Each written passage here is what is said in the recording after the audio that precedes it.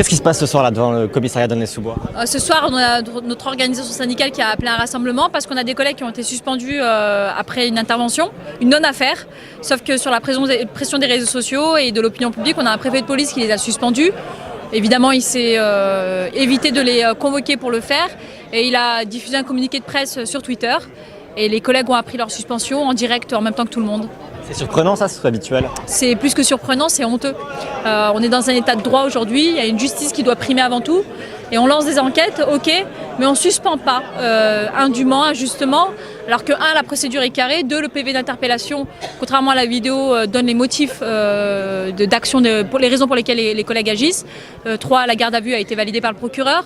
Et quatre, même la hiérarchie locale a valider l'interpellation. Et aujourd'hui, on a malheureusement un préfet de police qui a décidé de diffuser un communiqué de presse sans aviser personne. Et malgré l'intervention de notre secrétaire régional unité SGP qui l'a appelé, il n'avait aucun argument, il s'est contenté de lui dire qu'il essaierait de faire vite. Sauf que nous, c'est pas vite, c'est tout de suite. On veut la réintégration de nos collègues. Ou alors, dans ces cas-là, on démet de ses fonctions toutes les personnes qui sont mises en examen. Sauf qu'aujourd'hui, c'est pas le cas. Cette affaire, justement, qu'est-ce qui s'est passé? Qu'est-ce qu'on sait actuellement sur cette interpellation? On a une personne qui a outragé, je vous épargne les insultes, qui a incité à ne pas obtempérer à une injonction de police sur un contrôle routier alors qu'il y avait une gêne à la circulation. Les collègues ont décidé d'interpeller sur l'outrage, ils ont annoncé l'interpellation à la personne, verbalement. La personne a clairement dit qu'elle ne se laisserait pas interpeller, je vous épargne les noms d'oiseaux. Évidemment, il a fallu faire usage de la violence dite légitime. Ça n'a pas plu au monsieur, on en est arrivé aux images qu'on voit sur la vidéo, sauf qu'on voit ni l'avant ni l'après. Et on se contente juste de suspendre le collègue, ça c'est juste mais inadmissible, c'est un scandale, pas dans notre pays, la justice avant tout. Justement, il y a une vidéo, est-ce que ça peut aider un peu à ce que ça prenne une telle proportion, cette vidéo? Cette vidéo, elle est tronquée, évidemment, elle a été publiée dans l'intérêt de la personne qui a été interpellée, comme à chaque fois.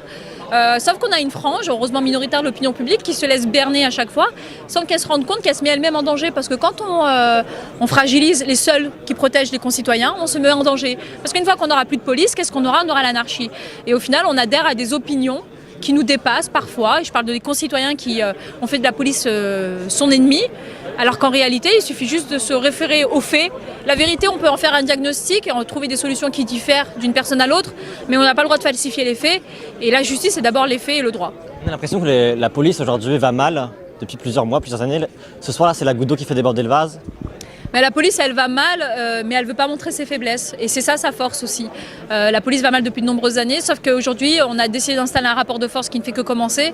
On a décidé de changer les méthodes, puisque le dialogue social ne marche pas, puisque la tentative d'échange ne marche pas, puisqu'on a aujourd'hui des méthodes qui consistent à lancer des communiqués de presse pour annoncer la suspension de personnes qui elles-mêmes ne sont pas concernées. Et ben on a décidé de passer à l'action. On a appelé à rassembler à 21h30. Vous voyez, on a des collègues qui sont là.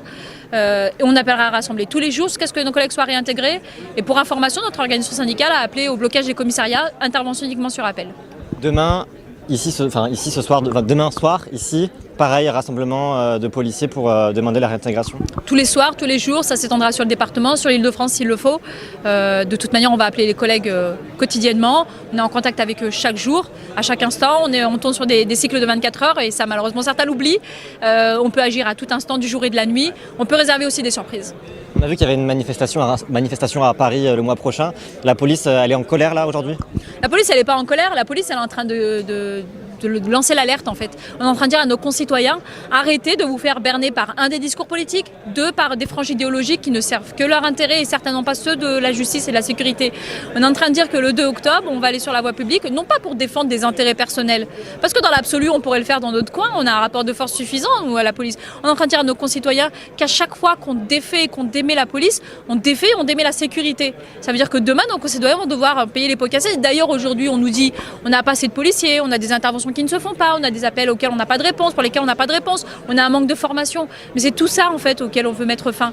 Et sauf qu'on a besoin aussi de nos concitoyens. Le 2 octobre, s'ils veulent se joindre à nous, ils sont les bienvenus. Parce que la police, elle est au service des concitoyens. Elle est au service de la sécurité. On ne fait pas de la violence par plaisir. On n'est pas dans ce métier pour des raisons alimentaires. C'est parce qu'on aime ce métier et on ne veut absolument pas le lâcher. Contrairement aux politiques qui ne se servent que de ce métier. Il y a déjà eu un mouvement de police en 2016 avec des manifestations plusieurs soirs d'affilée. Qu'est-ce qui va faire que cette fois-ci, ça va être la bonne chose et que vous allez obtenir ce que vous demandez? L'avantage de notre organisation syndicale, c'est qu'on a aussi l'expérience, on est nombreux, on sait installer un rapport de force, on a connaissance et conscience des textes, et puis on ne se laissera pas avoir par des bâillements de main de politique. On ira frapper aux portes, on les ouvrira et on communiquera avec tout ce qu'il faut, jusqu'à l'Elysée s'il le faut. D'ailleurs, le 2 octobre, on va bien au-delà de notre ministre. On appelle aussi le président un peu à se mêler à ce qui se passe des missions régaliennes et du service public. Dernière question, votre collègue, vous avez bon espoir qu'il soit réintégré, j'imagine, vous êtes optimiste? Mais c'est pas une question d'espoir, c'est une question de nécessité. Si nos collègues ne sont pas réintégrés, c'est toute la police qui va exploser. Pas parce qu'on le voudra, mais parce que ce sera forcément la réaction en chaîne. On va avoir des collègues qui voudront plus intervenir. On a vraiment une mise en danger claire de nos concitoyens qui est mise en place avec cette décision arbitraire, parce que c'est une décision arbitraire et c'est politique. Retrouvez toute notre actualité sur videopolice.com, la chaîne YouTube d'Unité SGP Police.